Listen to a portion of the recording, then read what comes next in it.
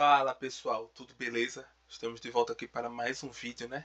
Com mais um simulado do IBGE, desse concurso do ano de 2026 e mais um simulado de geografia, né?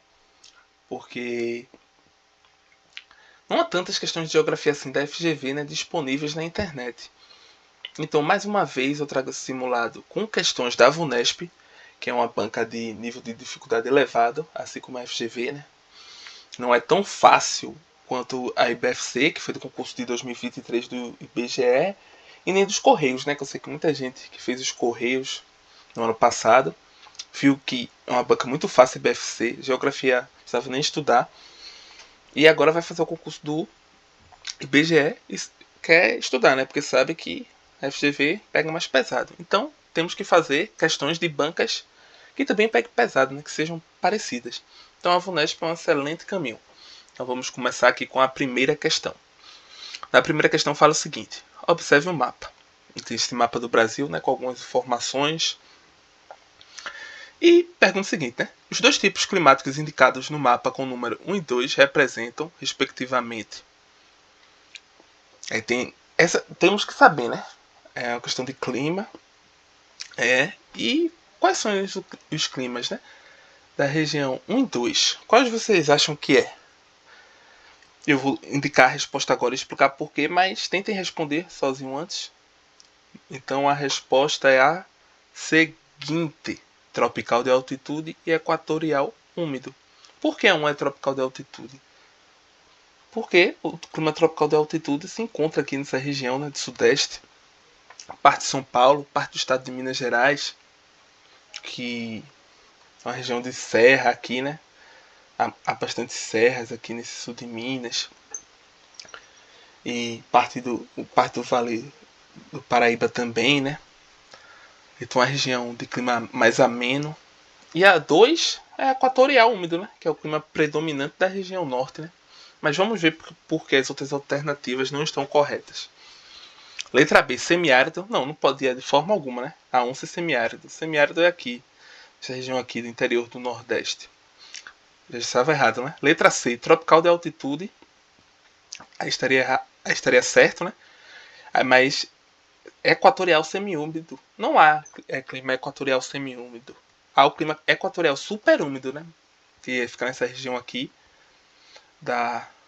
do ocidente do estado do Amazonas. Acho que pega parte do Acre também, do estado do Acre. Mas aqui no mapa não há essa distinção, né? Entre o equatorial úmido e o equatorial superúmido. D, semiárido, também estaria errado. Tropical. Tropical não, né? Não tem como os dois ser tropical. Tropical é aqui. No Cerrado, estado de Goiás, Distrito Federal, Tocantins. Então, essa questão era relativamente fácil, né? Vamos para a próxima. Considere o mapa e os textos para responder à questão. Brasil, domínios morfoclimáticos.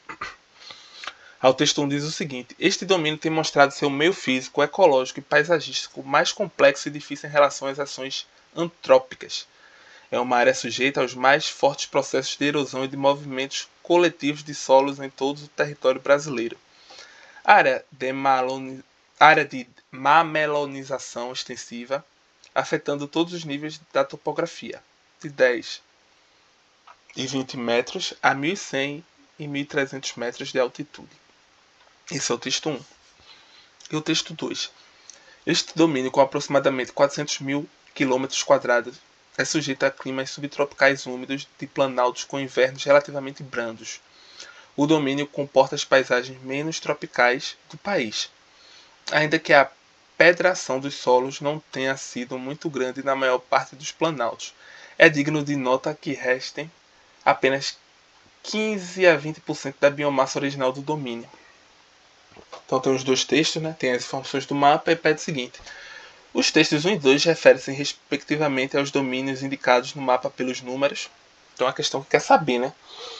Se através dos textos 1 e 2 a gente identifique, né, quais são os domínios morfoclimáticos que o texto indica e que está numerado no mapa. É uma questão de dificuldade mediana para difícil, no meu julgamento, né? Mas vamos lá, né? Não sei se vocês conseguiram identificar, mas vamos ver a resposta qual é. Então a resposta é a letra B. O texto 1 se refere ao domínio morfoclimático de número 4, né? A Mata Atlântica. E dá pra ver que é a Mata Atlântica porque diz, né? Que é difícil em relação às ações antrópicas em uma área sujeita a forte erosão e movimentos coletivos de solo. Então, como é a área do litoral, né? Onde está a maior parte da população, onde iniciou a colonização, é o que mais sofreu, né, com as ações antrópicas. E ainda faz referência aos mares e morros, né? Aqui dessa região aqui do litoral de São Paulo, descendo para o litoral sul, pega uma parte do Rio de Janeiro que tem altitude, né? Quando ele diz aqui, ó, tem tanto planícies quanto áreas de altitude mais elevada. Já o texto 2, ele é mais fácil, né, de identificar. Porque diz de cara que o clima é subtropical, úmido, é a paisagem menos tropical do país, então fica fácil de identificar que é o 5, né? Que predomina mata de araucárias, o clima subtropical. Isso era mais fácil de identificar, mas a resposta é a letra B, né? 4 e 5. Próxima questão. Mais um aí, né? De domínios morfoclimático, clima. Região semiárida onde os totais anuais de precipitação, em diversos pontos, não ultrapassa os 400 milímetros anuais. Marcada em sua paisagem por solos pedregosos com formas agressivas, como os campos de Inselbergs, assim como por um regime intermitente da rede de drenagem. Essa região apresenta uma vegetação típica denominada... Uma questão que eu julgo fácil, vai ser bem fácil, né? Pelo texto, quero ver se vocês vão acertar. Então vou liberar logo a resposta, né? E explicar por quê. A resposta é Caatinga. A Caatinga era fácil de ser identificada, né? A vegetação típica desse domínio, porque deixa claro que é semiárido, as chuvas são irregulares, né? Não ultrapassam os 400 milímetros anuais. O regime de drenagem intermitente, né? Rios intermitentes durante o ano, ou seja, não duram todo o ano, né? Não é perene. Então não tem como ser a mata de cocais que fica ali entre a transição do Cerrado com a Amazônia no estado do Maranhão, ou a Mata Atlântica, né? Não tinha como ser nenhum outro. Essa era uma questão fácil demais. Para não zerar. Caatinga, letra C. Próxima questão. Uma questão agora de economia, né? Para observar o mapa contém algumas informações sobre a produção. Onde é branco não há produção. Onde a área está na cor cinza, né? Tem uma produção modesta. Na área preta a produção é bem relevante, né? A maior produção. E diz o seguinte: a respeito dos processos produtivos e das características socioeconômicas do território brasileiro, é correto afirmar que as áreas em destaque no mapa apresentam as áreas produtoras de... Não quer saber qual é a cultura, né? Que é produzida nessas áreas, né, em destaque. Vocês fazem ideia? Acho que vocês fazem. Essa é uma dificuldade mediana, vamos dizer assim. Vou liberar a resposta, já dei tempo aí para vocês pensarem qual é das alternativas. Então vamos à resposta. E a resposta é letra E, café. Como era que podia se identificar que é o café? Dá para ver que a área produtora mais relevante ali fica em Minas, Espírito Santo, interior de São Paulo, interior do Paraná. E tem uma mais isolada ali, né? Em Rondônia. Mas não sei se vocês lembram, quando começa o ciclo do café, né? O café começa a produção predominante aqui no Rio de Janeiro, pelo Vale do Paraíba vai entrando em São Paulo, vai chegando no Oeste Paulista, chega em Minas, até quando tem o governo de Taubaté, né, em 1906, a gente vê que os estados produtores eram Rio, Minas e São Paulo. Então, até hoje, né, o predomínio maior da produção está mais ou menos nessa região aí. Era o café, não tinha como, assim, né, médio. Podia gerar uma dúvida, mas não julgo essa questão como difícil, não. Vamos para a próxima questão. Uma questão de demografia, né? Observe o gráfico. Aí tem a pirâmide etária do ano de 2010, as informações para homens e mulheres, né? Apesar de ser do ano de 2010, esses dados, né? Porque essa questão, se eu não me engano, é de 2020 ou 2021, então ainda não tinha um censo de 2022, os dados do censo de 2022 que o IBGE fez disponíveis, mas o que ela aborda é atual, por isso que eu trouxe também. Diz assim, né? Considerando as transformações recentes na pirâmide etária brasileira, Uma das suas consequências é: letra A recomposição da população economicamente ativa. Letra B, o aumento da população absoluta do país. Letra C, o estímulo à produtividade da mão de obra formal. Letra D, a pressão sobre o sistema de proteção social. Ou letra E, a adoção de políticas restritivas à natalidade. Essa é uma questão que eu julgo de médio para fácil, porque é um tema que está bem em tona, está bem sendo mostrado, né, no debate público. Então vamos à resposta, que é a letra D, a pressão sobre o sistema de proteção social. Por que essa resposta correta? Porque é possível observar, né, que a base da pirâmide aqui, né, essa base aqui, ó, está sendo achatada. Então, está cada vez a população ali, ó, de crianças, adolescentes, jovens, diminuindo, né, em relação à população de adultos da economicamente ativa, né, com mais de 15 até os 60, 65 anos. E isso vai pressionar o sistema de proteção social, né, o sistema que é ali o popular INSS, né, as aposentadorias, porque cada vez terá menos jovens para contribuir, né, trabalhar e contribuir e pagar a aposentadoria dos idosos, né, e manter esse sistema sustentável. Então essa era a resposta correta, né? Porque a letra A, recomposição da população economicamente ativa, não poderia ser, né? Porque se está achatando a base, então não vai ter uma recomposição completa, né? Quando chegar o momento dos mais jovens irem trabalhar. B, aumento da população absoluta do país. Não, né? Até com o tempo, continua tendo aumento, né? Mas com o tempo, a taxa de natalidade caindo não vai nem recompor e nem aumentar, né, a população. Vai começar a cair. Aí C, o estímulo à produtividade da mão de obra formal. Pô, essa alternativa aí não tem nenhuma nada em comum, ficou meio solta no meu entender. E letra E, a adoção de políticas restritivas à natalidade. Não. O Brasil nunca teve uma política assim de caráter inteiramente restritivo à natalidade. E acabei passando para a próxima questão já, sem querer. Aí. E é outra questão, apesar de ser o mesmo gráfico, né? É outra questão de demografia. Mais uma vez, vamos lá. A pirâmide etária de 2010 reflete a relativa homogeneidade demográfica obtida neste século XXI. A letra B. A reorganização socioeconômica da população brasileira. Letra C. A dinâmica demográfica em que predomina a redução do crescimento vegetativo. Letra D. A superação do bônus demográfico do final do século XX. Ou letra E. Os vários ciclos migratórios ocorridos ao longo do século XX. Essa é uma questão também de dificuldade. Acho que essa é mediana. Acho que dá para vocês responderem tranquilamente. Já dei um tempo, né, relativo. Vamos ver qual era a resposta. A resposta dessa questão é a letra C. A dinâmica demográfica que predomina a redução do crescimento vegetativo. Que já é o que eu já tinha comentado, né? Ainda na questão anterior.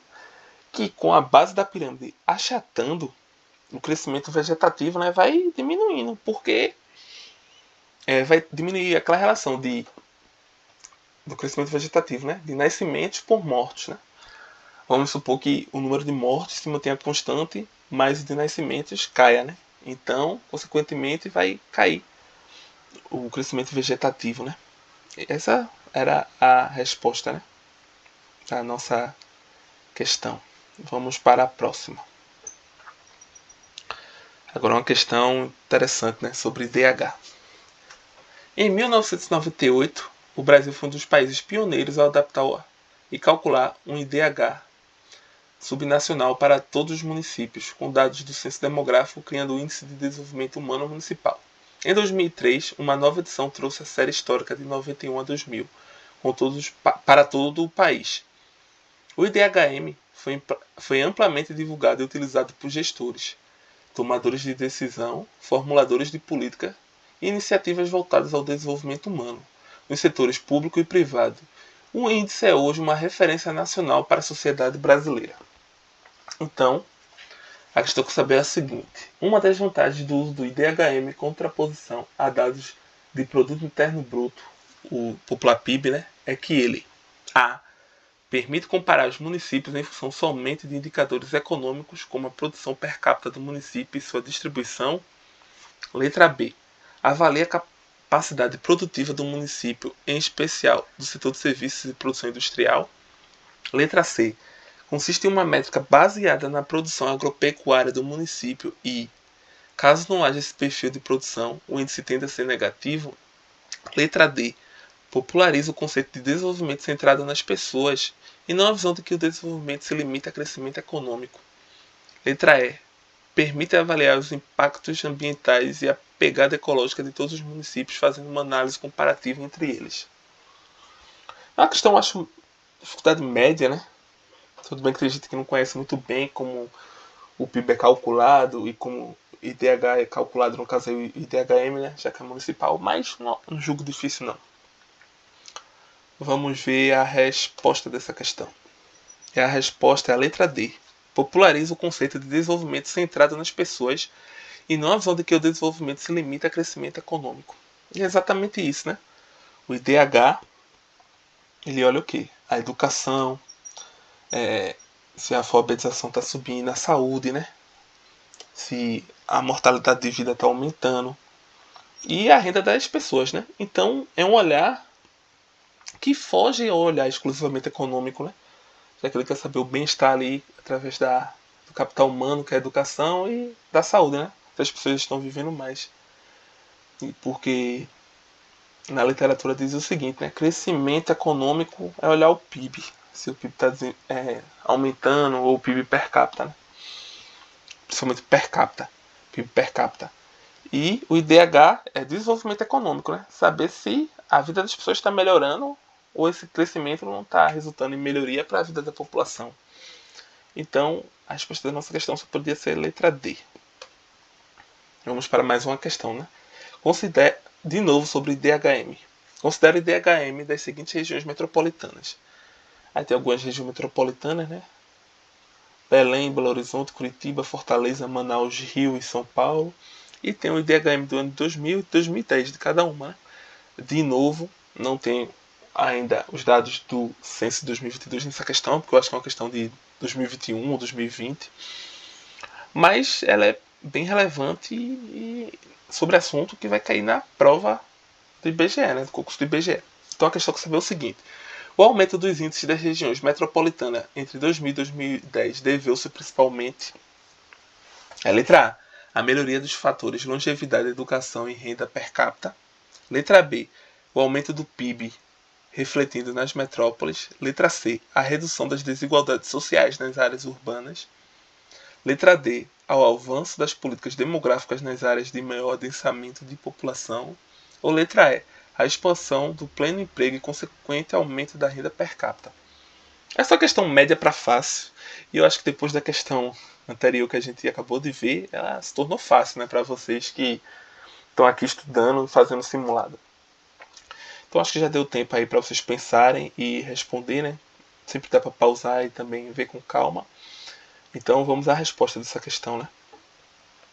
A resposta é a letra A, que é justamente o que eu havia comentado, né? Que a ótica do IDH ou do IDHM é por três fatores, né? Saúde, educação e renda. A saúde é através da longevidade, a educação do índice de alfabetização, né? E a renda através da renda per capita. Então, é o que eu disse, né? Depois de ter visto a questão anterior, ficou mais fácil, né? Vocês agora conhecendo como é composto IDHM e IDH. Então, vamos para a próxima questão. A questão número 30, né? Mais uma de mapa. Observe o mapa temático. O mapa tem algumas informações, né? Uns balões com fluxo e apontando os locais, né? Como Vitória, Tubarão, Rio Grande, Paranaguá. Quer saber o seguinte: a cartografia destacada no mapa representa especialmente. O que é que representa? O que é que essa cartografia aí vocês acham que representa? Essa questão, no meu entender, de médio para difícil, né? Não é tão fácil assim de todo mundo conseguir identificar não o que ela representa não. Mas vamos ver as alternativas. A. As áreas de maior navegabilidade dos rios. B. Os corredores de exportação. C. As regiões de planejamento e ordenamento territorial.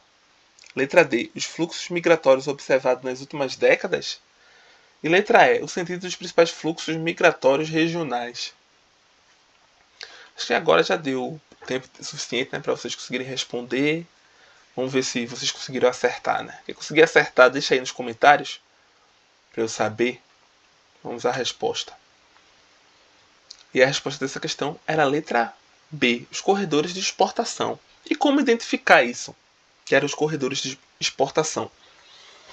Você vê, ó, os nomes, Santos é o principal porto do país, localizado no litoral paulista. Aí você vê que tem um balão aqui, ó. Um balão no interior de São Paulo, região centro-oeste, em direção a Santos, né? Que indica o quê? Que está escoando a produção do agronegócio para o Porto de Santos, aqui, ó, Rio Grande, um município também no litoral do Rio Grande do Sul, mostrando, né, que a produção ali do estado do Rio Grande do Sul vai para o Porto de Rio Grande para ser exportado. Paranaguá é outro porto muito importante, né, na região sul. Porto do Rio de Janeiro e Sepetiba, que escoa a produção de grande parte do Sudeste, né? Então, só podia ser essa, os corredores de exportação. A letra A não tem nada a ver, né? As áreas de maior navegabilidade dos rios, praticamente nem tem a região norte, o Rio Amazonas, não tem como ser, né? A letra C, as regiões de planejamento e ordenamento territorial, não tem nada a ver com essa questão, né? Letra D, os fluxos migratórios observados nas últimas décadas. Não, os fluxos não têm ocorrido, né? Dessas regiões, né, indo em direção a Santos ou a Itaqui. E letra E, o sentido dos principais fluxos migratórios regionais. Também não. Se vocês forem olhar o censo, né, vai ver que estados como Santa Catarina e a Paraíba tem atraindo muito migrantes, né? Então tem nada a ver. Só podia ser como eu expliquei a letra B. Uma questão, como eu disse, média, né? Não sei se vocês conseguirem acertar. Eu espero que sim. Mas vamos para a próxima questão. A rápida expansão da agricultura tecnificada de grãos e fibras no Cerrado brasileiro se deve a um conjunto de fatores, sendo um deles. Então, mais um aí de economia, né? Economia envolvendo agricultura. E quer saber, né? O que é que explica a expansão da agricultura tecnificada de grãos e fibras no Cerrado brasileiro? Vamos lá. Letra A. Antiga e densa rede urbana que garantiu a formação de empresas de agronegócios de importância nacional, a possibilidade de ocupar os solos, elevar a produtividade e não provocar fortes impactos ambientais. Letra C. O baixo valor das terras nos campos limpos e cerrados ocupados anteriormente pela pecuária extensiva. Letra D. A presença de grupos de goianos e mato-grossenses com grandes somas de capitais para investir localmente. Ou letra E. A alta qualidade dos solos agrícolas que apresentam forte concentração de argilas, calcário e nutrientes. Então, não é uma questão tão fácil, é uma questão no mínimo média. Acho que de média para difícil para a maioria das pessoas, mas no mínimo média. Ela não era tão fácil assim, não. Mas também não é um grande pesadelo. Acho que já deu tempo aí de vocês pausarem, tentarem responder, né? Então vamos ver qual é o gabarito dessa questão. E a resposta é a letra C. O baixo valor das terras nos campos limpos e cerrados, ocupados anteriormente pela pecuária extensiva. E foi exatamente isso, né? O baixo valor das terras, né, naquela região proporcionou, né, a formação de latifúndios quando os produtores chegaram, que eram terras baratas, né, que antigamente era usado na pecuária extensiva, né, aquele gado que é solto, aquele gado que extensivo, aquele gado solto, né, nas terras. E então era um terreno barato, né, porque havia uma oferta abundante de terras, né, naquela região ali, subaproveitadas, que a partir da expansão agrícola começou a ser usada na produção, né, de grãos como a soja. Aí vamos ver porque as outras estão erradas. Aí letra A, né? Antiga e dessa rede urbana que garantiu a formação de empresas de agronegócios de importância nacional. Não, ali não tem nenhuma rede urbana, né?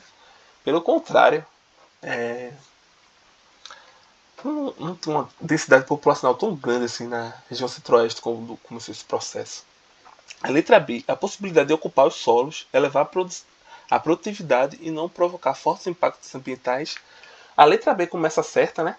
Até elevar a produtividade, mas quando chega aqui em e não provocar fortes impactos ambientais, está o erro, né? Difícil, né? Produzir, mexer no solo, desmatar, e tudo isso gera impacto ambiental. Então não tem como ser ela. A letra D, a presença de grupos de goianos e mato-grossenses com grandes somas de capitais para investir localmente. Não, né? Como a gente vai ver na expulsão da fronteira agrícola, a gente vê que inicialmente são produtores, né, da região sul que começam a migrar para o cerrado, né, para a região centro-oeste nessa expansão. Eles muitas vezes vendiam a propriedade da região sul,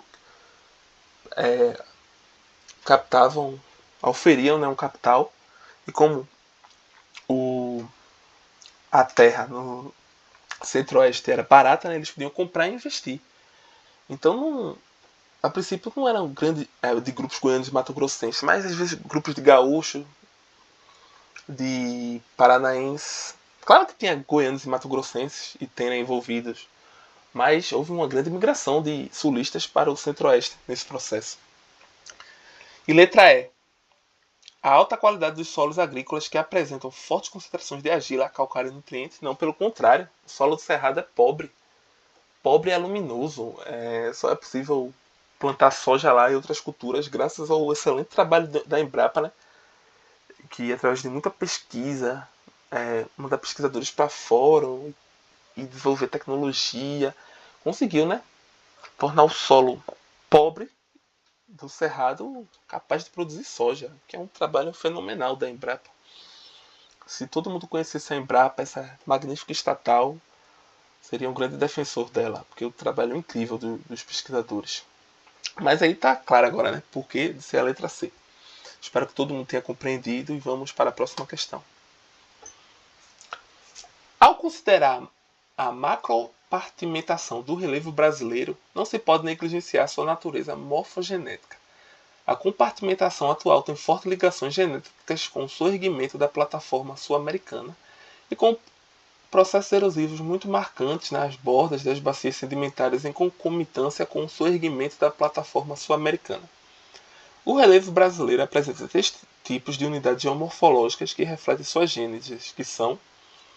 Então a questão aí de relevo, né? Eu particularmente acho o relevo um dos temas mais difíceis, né, dentro da geografia, um dos mais difíceis, sem dúvidas. Geografia física geralmente é mais difícil de todas, mas dentro da geografia física, relevo é um dos temas mais difíceis. Mas essa questão é fácil.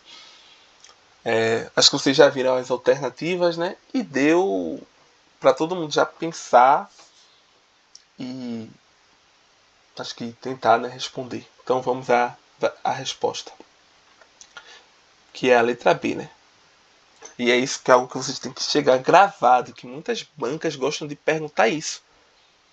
Qual os 3 tipos principais, né? 3 tipos principais de unidades geomorfológicas do relevo brasileiro? Isso é questão batida de várias bancas. Seja VUNESP, FGV, seja Gran Rio. Tem que chegar sabendo que é planalto, depressão e planície. Planalto, depressão e planície. Que é as unidades que predominam geomorfologicamente em nosso relevo. Planalto, depressão e planície. Tem que chegar sabendo. Não deixe passar. É planalto, depressão e planície. É questão recorrente em vários concursos e vestibulares. Então vamos para a próxima questão. E aqui é a última questão, né? Eu trouxe essa questão porque no simulado anterior eu trouxe uma questão parecida com essa. E eu expliquei certo, mas dei o gabarito errado. Então eu trouxe outra parecida do mesmo assunto e aqui vai. Né? Tem um mapa do Brasil. E diz assim, a área indicada em branco no mapa representa um importante recurso mineral explorado no Brasil nos depósitos da Bacia do Paraná. Trata-se das reservas de A. Gás natural, B. Urânio, C. Petróleo, D. Potássio, E. Carvão mineral. Quem viu o vídeo anterior já sabe a resposta, né? Mas é do tempo de vocês pensarem. Não é uma questão fácil. Para quem nunca viu esse assunto, é difícil de responder. Mas vamos à resposta dela. Que é o carvão mineral, né? As bacias Paraná são ricas em carvão mineral, apesar do Brasil ter poucas reservas de carvão mineral, né? Se encontra em bacias sedimentares. O carvão mineral é um hidrocarboneto, né, que nem o petróleo, o gás natural, mas no caso no estado sólido, né?